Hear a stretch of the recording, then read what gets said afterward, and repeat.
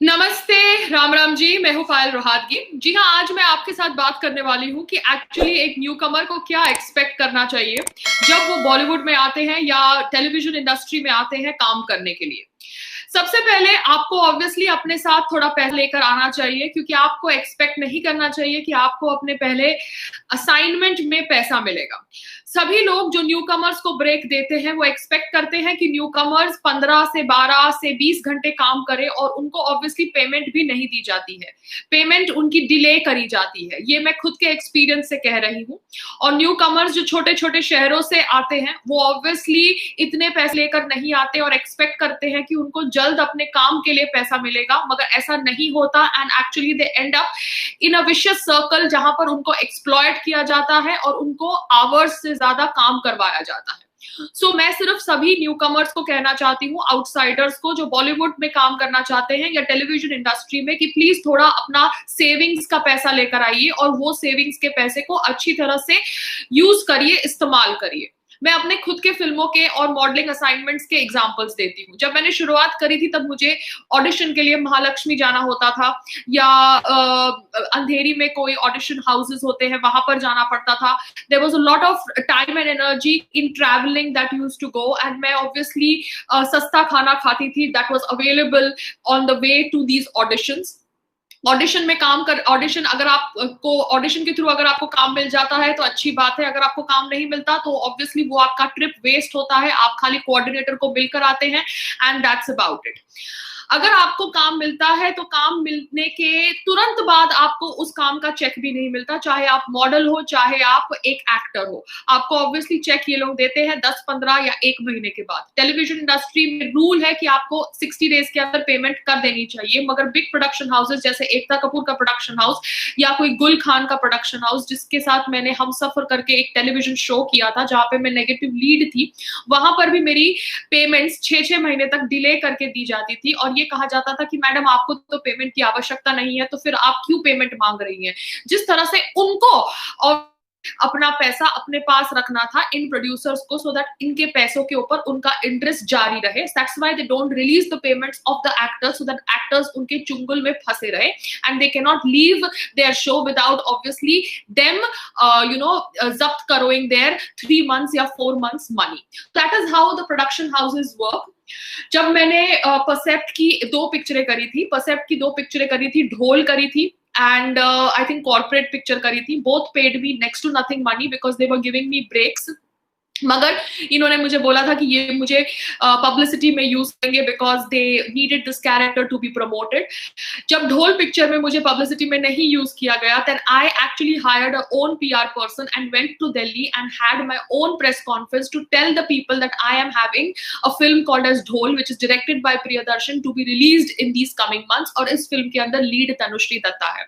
तो हरदम मैंने अपनी लड़ाई खुद लड़ी है, बिकॉज इनिशियली जब आपको काम दिया जाता है और काम में कम पैसा देना होता है तो कोऑर्डिनेटर्स और कास्टिंग डायरेक्टर्स ये कहते हैं कि आपको पब्लिसिटी मिलेगी, आपको प्रमोशन मिलेगा, कैरेक्टर किरदार बहुत इंपॉर्टेंट है। मगर ये किरदार कैरेक्टर इतना इंपॉर्टेंट नहीं होता जब आपको एक्चुअल प्रोडक्ट दिखाई देता है। तो मैंने खुद अपने पैसों से अपनी पब्लिसिटी करी है when my films have been releasing.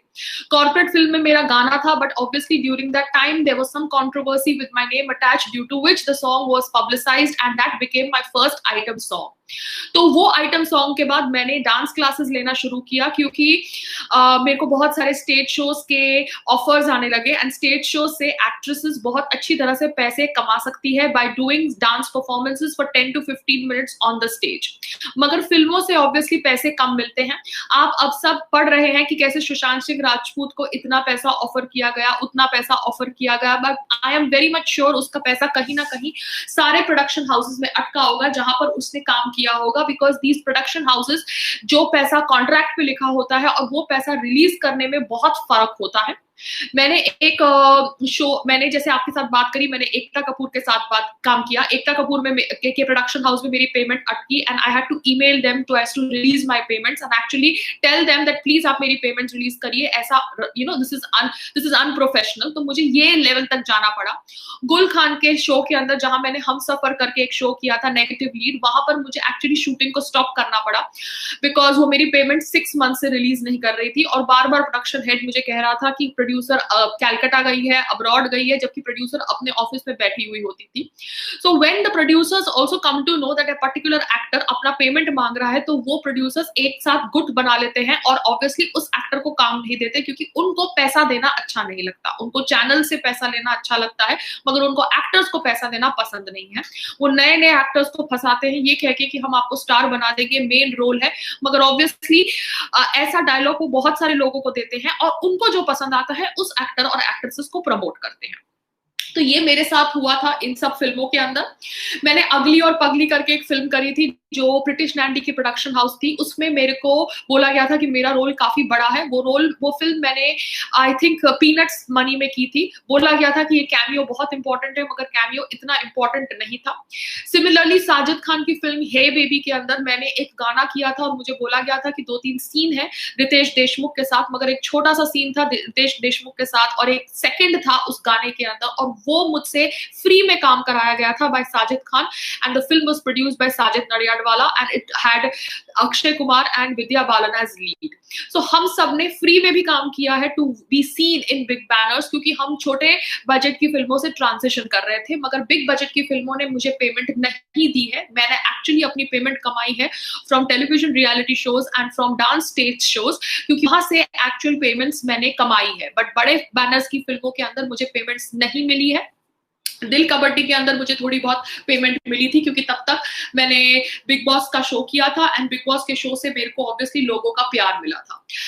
अब आगे बात करते हैं about casting agents. Casting agents 10 साल पहले तक इतने एक्टिव नहीं थे बॉलीवुड के अंदर, मगर अब बहुत एक्टिव है. मगर ये casting agents are the new, I would say, people who liaison extra curricular activities for themselves और for the people who are producing and directing the films. क्योंकि शानू शर्मा जैसी एक कास्टिंग डायरेक्टर को मैं मिली थी जब यशराज के साथ मुझे काम करना था, and she took 5,000 rupees from me just to meet her, because she refuse to meet a small budget film की एक्ट्रेस. जब मैंने बहुत इंसिस्ट किया कि मुझे आपको मिलना है, कम से कम आप मुझे मिल तो लीजिए, एंड मिलने के बाद आप डिसाइड करिए कि आप मुझे ऑडिशन के लिए बुलाएंगे कि नहीं बुलाएंगे, तब जाके उसने मुझे मिला. And when she met me she told me that I charge 5,000 rupees for meeting an actress.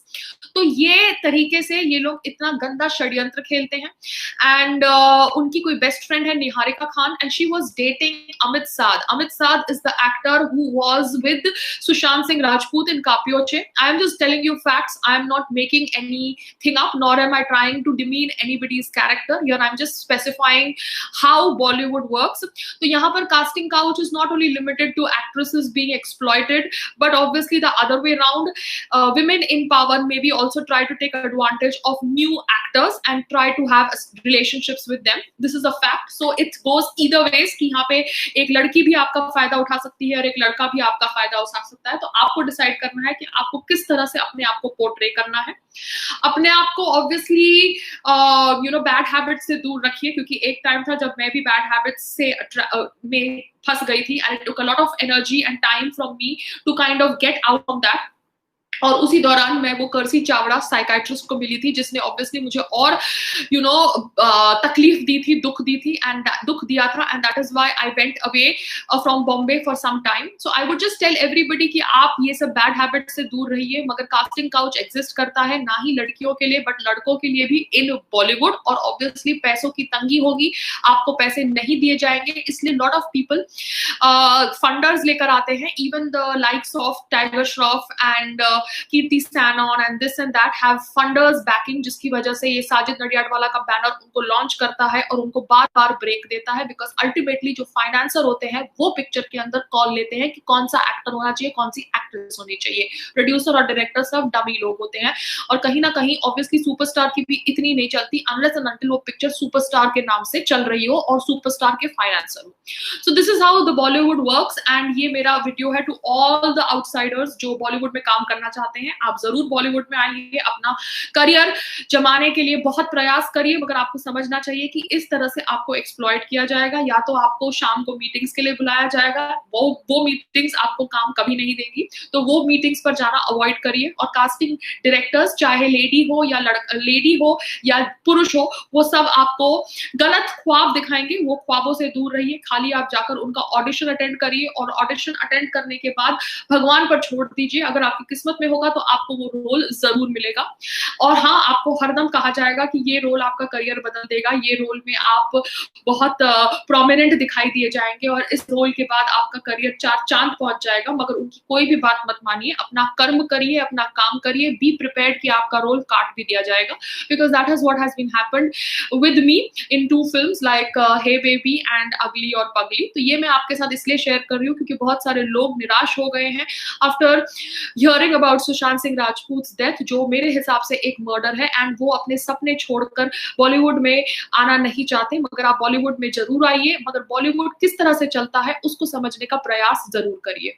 और सुशांत सिंह राजपूत के निधन के बाद उनकी एक्स मैनेजर दिशा सेलियन के ऊपर बहुत बातचीत हो रही है, जिसके ऊपर मैंने आपके साथ इंफॉर्मेशन शेयर करी। अब दिशा की पेरेंट्स और फैमिली ने एक प्रेस रिलीज करी है कि कैसे उनकी बेटी के बारे में फेक न्यूज मत स्प्रेड किया जाए। तो मैं सिर्फ इतना ही कहना चाहती हूँ उनको कि फेक न्यूज तो किसी को भी स्प्रेड नहीं करनी चाहिए आपकी बेटी के बारे में। मगर क्या आप as a family, as a परिवार नहीं जानना चाहते कि दिशा सेलियन के साथ क्या हुआ? आपकी जवान बेटी गुजर गई और लोग कह रहे हैं वो जो कहना चाहते हैं, मगर क्या आप नहीं जानना चाहते कि आपकी जवान बेटी किस वजह से गुजर गई? So this is a lot of random people.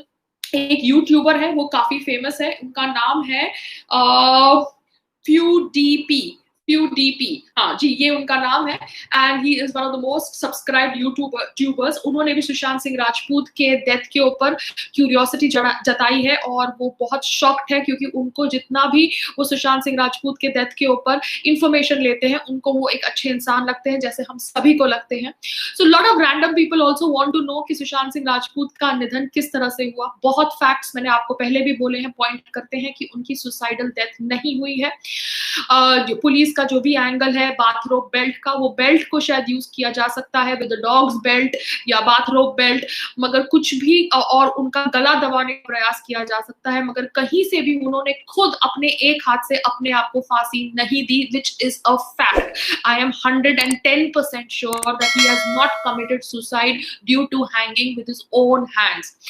किसी ने भी उनकी लटकती हुई बॉडी की फोटोग्राफ्स नहीं देखी है। मैंने ये सारी इंफॉर्मेशन आपके साथ मेरे प्रीवियस वीडियोस में शेयर करी है। तो दिशा सेलियन की मौत का क्या रहस्य है वो जानना भी बहुत ज्यादा जरूरी है। सो बॉलीवुड के अंदर जितने भी आउटसाइडर्स हैं वो ये इनकी मौत से निराश हुए हैं, उनको मैं सिर्फ इतना ही कहना चाहती हूँ कि प्लीज निराश मत होइए, अपने आप को संभाल कर रखिए। अगर आप बॉलीवुड में आना चाहते हैं तो चीजों का सेवन करिए। एक है कि अपने वैल्यूज को अपने पास रखिए और बैड हैबिट से दूर रहिए, थोड़े बहुत पैसे अपने बचा कर रखिए और अपने पेरेंट्स के संपर्क में रहिए, और कास्टिंग काउच द्वारा काम मत लीजिए, क्योंकि ये काम आपको आगे दूर तक नहीं लेके जाएगा। बस इतना ही आज के लिए, एंड सभी लोगों को मैं इतना ही कहना चाहती हूँ कि अपनी आवाज बुलंद रखिए। CBI inquiry for Sushant Singh Rajput, ये नारा जारी रहे। नमस्ते एंड थैंक यू एवरीबॉडी जो मेरे सुपर चैट पे आए।